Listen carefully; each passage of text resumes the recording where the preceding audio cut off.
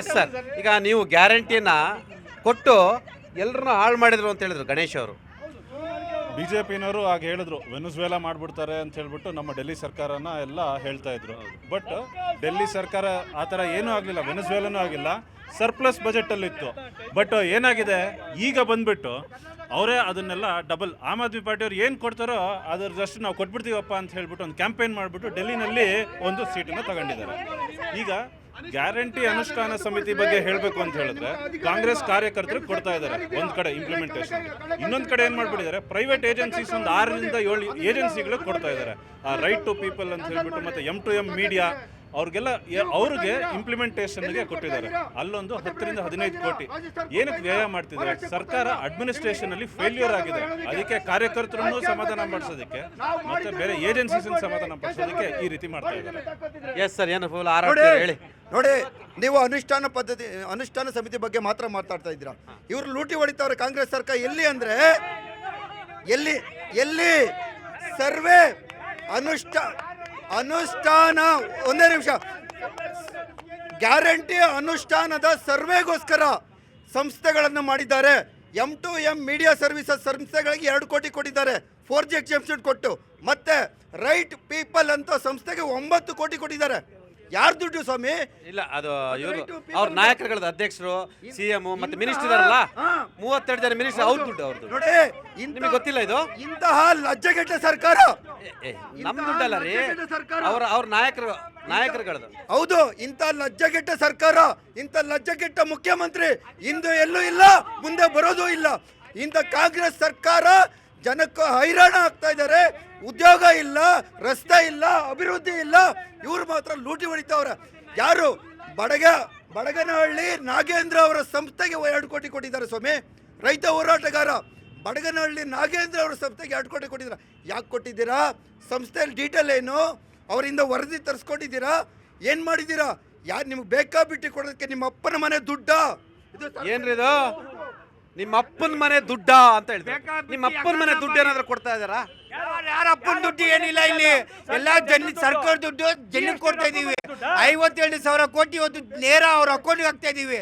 Accountability ಇದೆ. ಇವತ್ತು ಏನಾಗಿದೆ ಅಂದ್ರೆ ಇವತ್ತು ಜಿಲ್ಲಾ ಪಂಚಾಯತ್ ಗ್ರಾಮ ಪಂಚಾಯತ್ ಯಾವ್ದು ಎಲೆಕ್ಷನ್ ನಡೀತಲ್ಲ, ಅದಕ್ಕಾಗಿ ನಾವೊಂದು ಬೋರ್ಡ್ ನಿಗಮ ಮಾಡಿಕೊಂಡು ಜನಕ್ಕೆ ಹೋಗ್ತಾ ಇಲ್ಲ ಅಂತ ಹೇಳ್ಬಿಟ್ಟು ನಾವು ಸರ್ವೆ ಚೆಕ್ ಮಾಡಿ ಎಲ್ಲರ ಮನೆಗೆ ನಾವು ಕೊಡ್ತಾ ಇರೋದು. ಈ BJP ಆಮ್ ಆದ್ಮಿ ಪಾರ್ಟಿ ಕೋಮುವಾದಿ ಪಾರ್ಟಿ, ಇವ್ರಿಗೆ ಹೊಟ್ಟೆ ಉರಿಯೋರಿಗೆ, ಇವ್ರಿಗೆ ವಿರೋಧ ಪಕ್ಷದ ನಾಯಕರೇ ಇಲ್ಲ. ಇವ್ರಿಗೆ ಹೆಂಗಿದ್ರೆ ಇವ್ರ ಸರ್ಕಾರ ಇರುವಾಗ BPL ಕಾರ್ಡು ಬೇಕಾಬಿಟ್ಟೆ ಹಂಚಿದ್ದಾರೆ ಇವರು.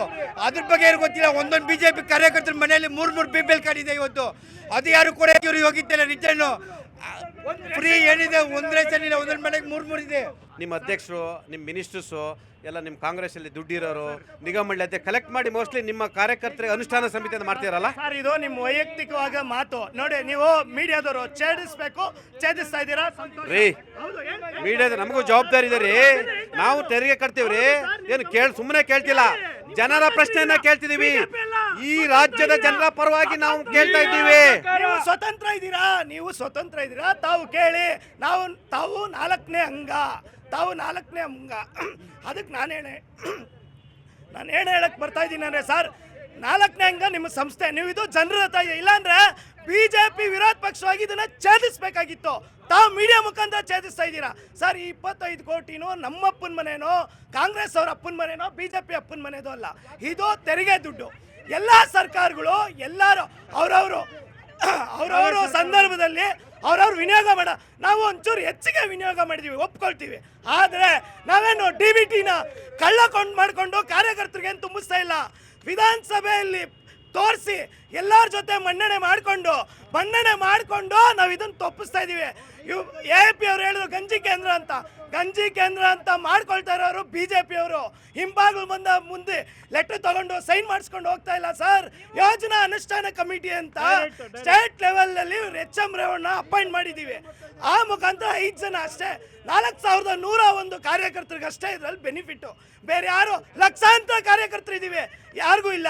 ಒಂದು ಮೀಟಿಂಗ್ ಅಟೆಂಡ್ ಆದರೆ 2 ತಿಂಗಳಿಗೆ ಒಂದು ದಿನ ಸಭೆ ಸೇರಿದ್ರೆ 1000 ಚಿಲ್ಲರೆ 25 ಕೋಟಿ ಒಪ್ಕೊಂತೀವಿ.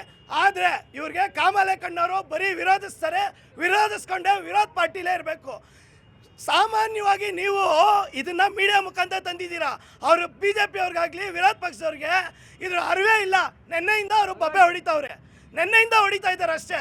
ನಾನೇನು ಹೇಳಕ್ ಬರ್ತಾ ಇದ್ದೀನಿ ಸರ್, ನಮ್ಮ ಕಾರ್ಯಕ್ರಮ ಯಾವುದೇ ಕಾರಣಕ್ಕೂ ನಿಲ್ಲಲ್ಲ. ನಮ್ಮ ಅನುಷ್ಠಾನ ಕಮಿಟಿ ಇದನ್ನ ಮುಂದುವರಿಸುತ್ತೆ. ಅವ್ರ ಕೈಲಿ ತಾಕತ್ತಿದ್ರೆ BJP ತಾಕತ್ತಿದ್ರೆ ನಿಲ್ಲಿಸ್ಲಿ. ಸತತವಾಗಿ ಅವರಿಗೆ ತಾಕತ್ತಿಲ್ಲ, ಅದು ಸಮರ್ಥ ವಿಪಕ್ಷವಾಗಿ ಕೆಲಸ ಮಾಡ್ತಾ ಇಲ್ಲ. ನಾವು ಕೇಳ್ತಾ ಇದೀವಿ, ನಿಮಗೆ ನಿಮ್ಮ ಸರ್ಕಾರಗಳು ನಿಮ್ಗಳಿಗೆ ದುಡಿಯೋಕೆ ಒಳ್ಳೆ ಉದ್ಯೋಗವನ್ನು ಕಲ್ಪಿಸ್ಕೊಡ್ಲಿ, ಇದರಿಂದ ಬೆನಿಫಿಷಿಯರಿ ಕಂಪನಿಗಳನ್ನು ತರಲಿ, ಬೇರೆ ಬೇರೆ ಅವಕಾಶಗಳನ್ನ ಕೊಡ್ಲಿ ಅಂತ ನಾವು ಕೇಳ್ತಾ ಇರೋದು. ನಿಮಗೆ ಈ ದುಡ್ಡೇ ಅನುಷ್ಠಾನ, ಜನರ ತೆರಿಗೆ ದುಡ್ಡು ಬೇಡ.